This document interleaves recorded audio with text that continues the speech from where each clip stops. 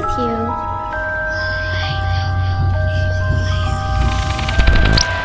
You're not afraid of the dark, are you?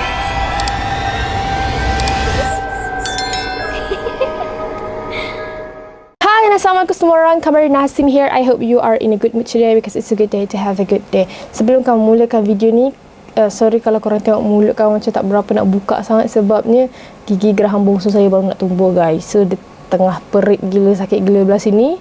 That's why macam nak tak nak je buka mulut tu bila bercakap, but I try my best today. So hari ni kita ada kisah seram daripada Sabah guys. Dan pemilik cerita ni nak kongsikan 3 kisah seram yang pernah berlaku dalam hidup dia. Dan antara cerita yang dia nak kongsi dengan kita hari ni adalah fresh, baru je terjadi 2022. So mesti korang dah tak sabar sangat nak dengar kisah seram apa hari ni. Tapi sebelum tu ada iklan sekejap guys, sekejap je. Produk yang kamu nak iklankan dekat korang lepas ni sangat penting untuk ibu bapa korang, ataupun kalau ada tuan puan yang melihat video ini, benda ni sangat penting untuk kesihatan, which is company DZR Healthcare. DZR Healthcare punya produk semua dibuat sendiri. Diorang ada kilang sendiri, bahan-bahan semua memang dah terjamin. Dan DZR pun dah banyak masuk TV. Kalau korang perasan, ada masuk TV 1, ada diorang pasang banner dekat highway. Dan yang paling penting, kalau pengguna ada kesan sampingan, diorang sendiri, pihak diorang yang akan bertanggungjawab, sebab syarikat ini di bawah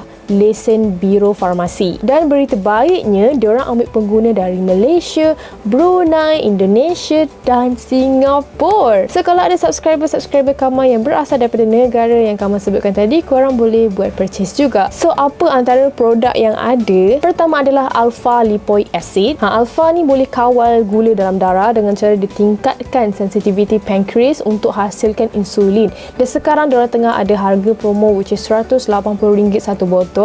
Dalam tu ada 30 biji, boleh tahan 1 bulan. Kalau korang beli 2 botol, of course dapat lagi promosi which is RM330. Dan korang akan dapat free gift minyak urut. Yang kedua adalah Piles Capsule. Piles Capsule ni selain daripada merawat masalah buasir ataupun sembelit, dia juga boleh melancarkan darah dalam badan, tingkatkan imunisasi badan terhadap penyakit berjangkit dan boleh cegah kanser usus. Dan dia juga boleh turunkan kolesterol dalam badan. Yang ketiga adalah Gojo. Kapsul Gojo ni adalah ubat tradisional yang menggunakan bahan-bahan semula jadi untuk merawat dan memulih penyakit gout. Dia juga boleh merawat dan memulihkan sendi-sendi yang terluka dan memberi kesan yang berkekalan.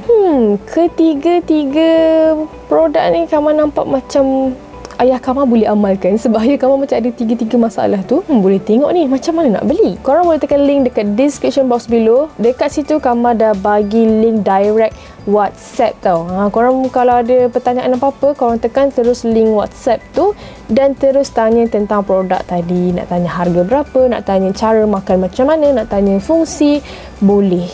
Nak tanya feedback pun diorang ada, jangan risau. A'udzubillahi minasyaitonirrajim. Bismillahirrahmanirrahim. Rabbi a'udzubika min hamazati syayatin wa a'udzubika rabbi an yahdurun. Wahai Tuhanku, aku berlindung kepadamu daripada bisikan-bisikan syaitan, dan aku berlindung juga kepadamu wahai Tuhanku daripada kedatangan mereka kepadaku. Amin ya rabbal alamin. So, nama pemilik kisah hari ni Ariana, bukan nama sebenar. So, Ariana berasal daripada Tawau, Sabah, macam kamu cakap tadi kan. Dan Ariana ada 3 kisah seram yang nak kongsikan dengan peminat creepy hari ni. So, cerita pertama berlaku pada tahun 2013 dan masa tu Ariana berumur 11 tahun. Time tu ada orang meninggal tau dekat kawasan rumah dia. Satu keluarga Ariana ni memang kenal sangatlah dengan arwah tu. Kira arwah tu macam keluarga jauh diorang. Lepas tu ceritanya, jenazah arwah tu diorang letak kat dalam rumah diorang selama 4 hari sebabkan hal-hal yang tertentu. Tapi Ariana kata kalau diikutkan memang kita tak boleh letakkan jenazah lama macam tu kan. Macam kalau boleh jangan biarkan lama-lama kat dalam rumah, terus kebumikan. So setelah 4 hari berlalu, jenazah tersebut telah selamat dikebumikan di tempat yang disediakan. Dan malam pertama tak ada apa-apa yang berlaku, tapi pada malam kedua, satu kampung telah digemparkan dengan suara meminta pertolongan. Tolong, tolong, tolong.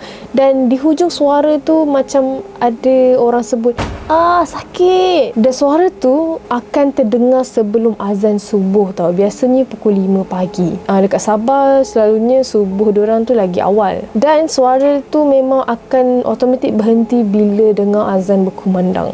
Tepat-tepat waktu azan tu. So hari demi hari berlalu, penduduk kampung mulalah buka cerita sini, cerita sana tentang suara tu, misteri suara tu. Tapi tak ada seorang pun yang dapat tahu dari mana datangnya suara yang minta pertolongan tu. Tiba-tiba ada satu cerita yang telah tersebar kat kampung tu, which is ada seorang remaja lelaki ni, dia nak pergi kerja. Tapi dia pergi kerja tu pukul 4 pagi sebab waktu tu tengah emergency lah kat tempat kerja dia. Nak dijadikan cerita, tiba-tiba tayar motor dia pancit pula. Dah lah tayar motor tu pancit tepat-tepat dekat depan tanah perkuburan.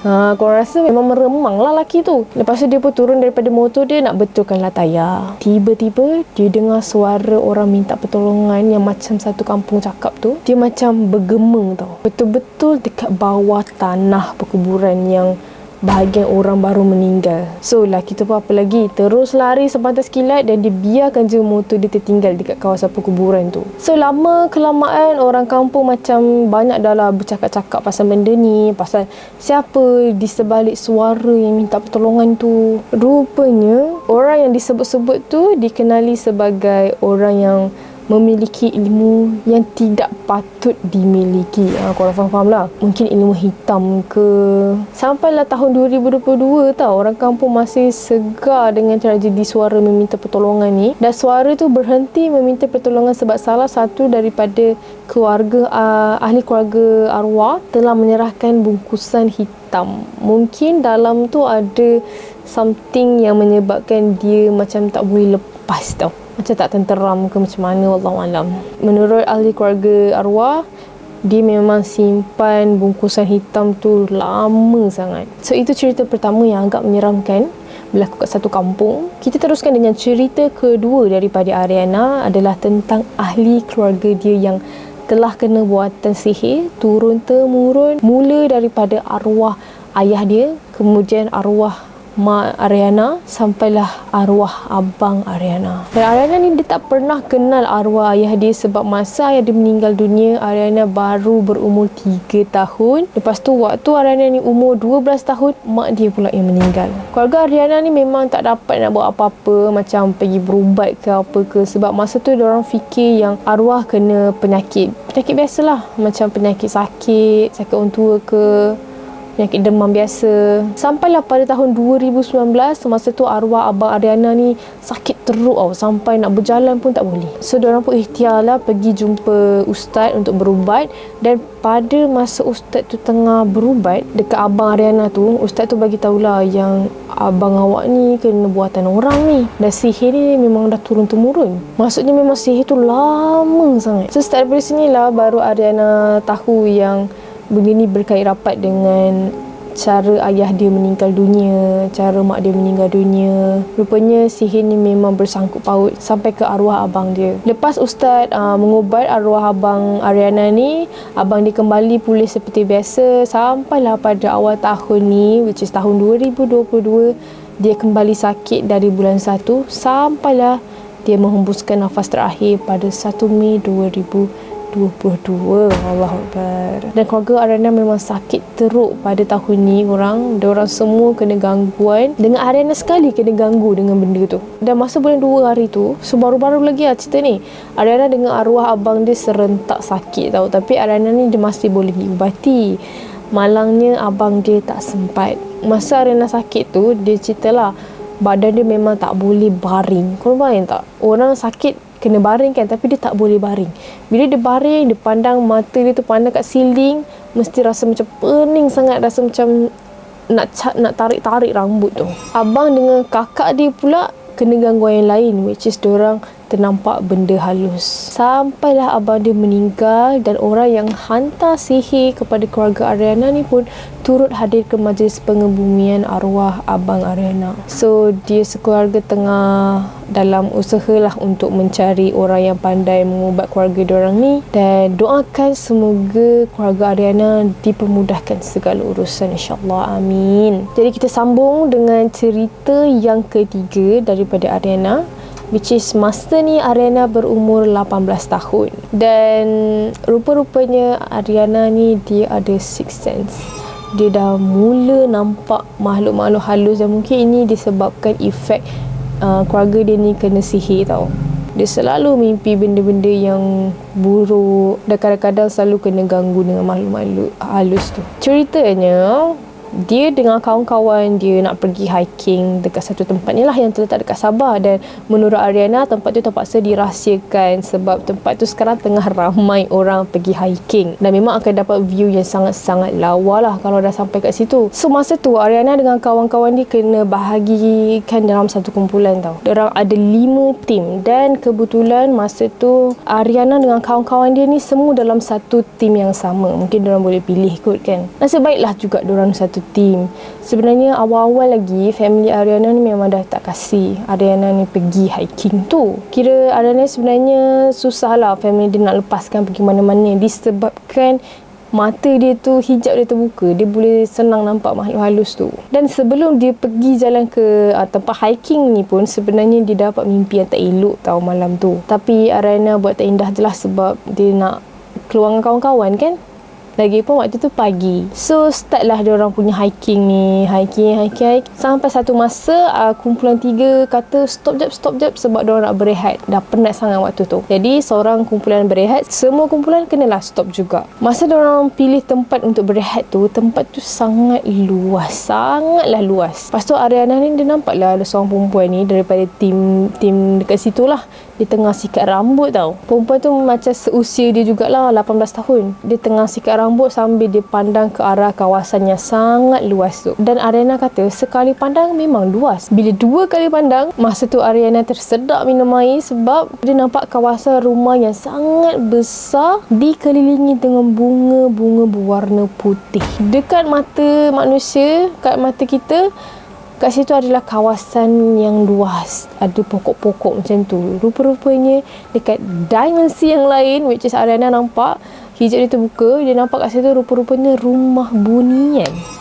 Rumah tu besar dan dikelilingi dengan bunga-bunga warna putih. So Ariana terus melarang budak perempuan yang tengah sikat rambut depan-depan tu.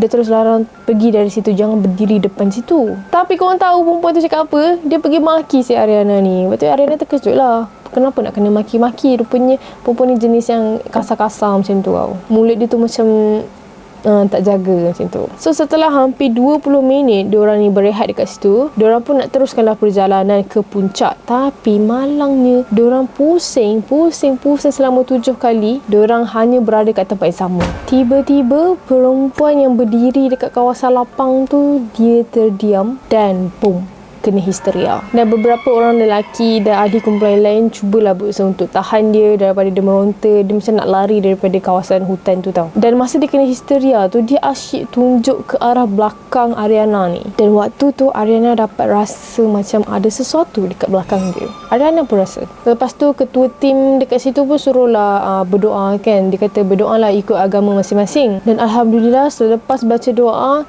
barulah diorang dapat nampak jalan keluar kat situ. Dan apabila dibawa berjumpa ustaz yang memang ikut hiking tu, kawan yang kena histeria tadi tu hampir-hampir dibawa bunian, ustaz kata, sebab budak perempuan tadi telah melanggar sepadan mereka. So lepas dah habis hiking semua orang pun balik. Dan malam tu Ariana tak boleh tidur. Dia memang susah nak lena lah, disebabkan dia asyik mimpi benda-benda yang tak elok. Antara mimpi yang dia dapat malam tu adalah dia nampak macam kapal yang terbiar dekat laut. Dan selalunya bila dia mimpi kapal ni, means ada orang akan meninggal. Dan sampai ke hari ni, bila dia mimpi kapal, benda ni macam membuatkan dia takut. dia takut lah orang yang paling rapat dengan dia akan meninggal ke. Tapi bila dah terbiasa, dia boleh cubalah kawal emosi dia. Dan bila dia dapat mimpi tu kan korang, keesokan harinya sebenarnya kawan dia yang kena histeria tu telah meninggal dunia.